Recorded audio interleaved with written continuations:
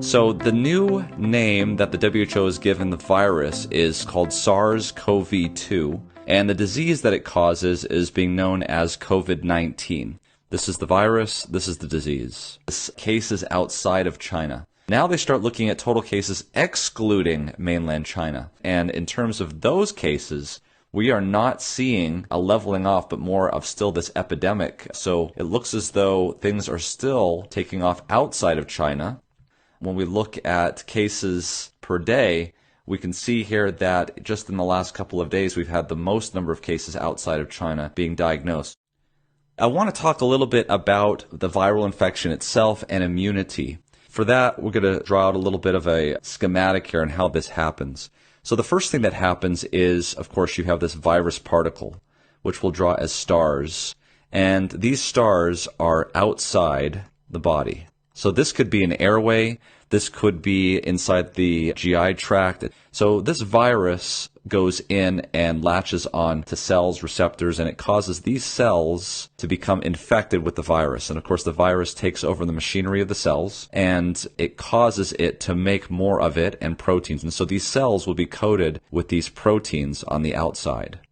And of course, more particles are made, these cells explode, and they release more and more of these virus particles. Here on the blood side, you've got things called cells, which are blood cells, and one of those cells is called an antigen-presenting cell. And so these cells start to go in and extravasate from the blood into the tissue, and they're able to recognize these cells that are abnormal because of these abnormal proteins on the surface. So these antigen-presenting cells envelop and destroy these virally infected cells. So let's show a little bit more of a close-up of how that happens. So we have this antigen-presenting cell, and inside the antigen-presenting cell is the cell that is infected with virus, and it's got virus particles on it. And so what's very important what this antigen-presenting cell does is it presents the antigen. So here is the antigen presented on the outside of that cell. This is the most important thing that the antigen-presenting cell can do, because what it then does is it meets up with something called a Th1 response, or a CD4 positive cell. And this cell here is the mastermind behind your cellular-mediated immunity, because this antigen here will latch on to this CD4 positive Th1 cell, and it will release IL-12, which is a chemical that comes from the antigen-presenting cell that stimulates this cell to go and fight anything that looks like this on it, that antigen. And so there's major responses that can occur. Number one is that these Th1 CD4 cells will then stimulate another type of T cell called the CD8 cells, and those are killer cells. And they go out, and all they do, they will kill any cell that has those antigens on it. The way that that happens is it has little proteins on the surface that will recognize this and cause docking to occur. So you want that connection to be very, very tight. Another thing that this Th1 can do is it can stimulate in the blood and tissue B cells, and these B cells will produce antibodies that look like this, and these antibodies will bind to these antigens and neutralize them. So this really is immunity. And this is the key that allows you to survive a viral infection. This is what determines whether or not you get admitted to the floor or whether or not you go to the intensive care unit. Because if this reaction doesn't occur correctly and this immunity doesn't get on top of the viruses quickly and limit them, kind of quarantining this, then you get wide viral infections all over the body, and the amount of infection causes more immunity, which causes more inflammation, and that's why people die.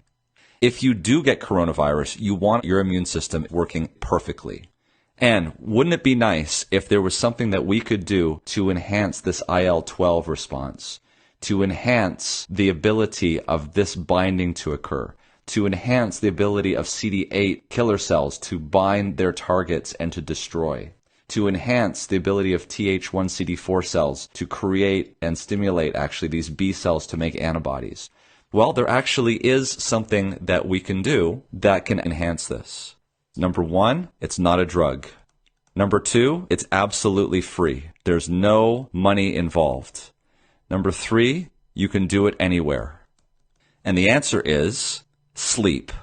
And enough of it greatly enhances the ability of the antigen-presenting cell binding to the Th1 and promoting IL-12. Sleep also prevents the breaking up of this binding site with CD8 killer cells with the antigen. Sleep has a tremendous effect on your immune response against viruses.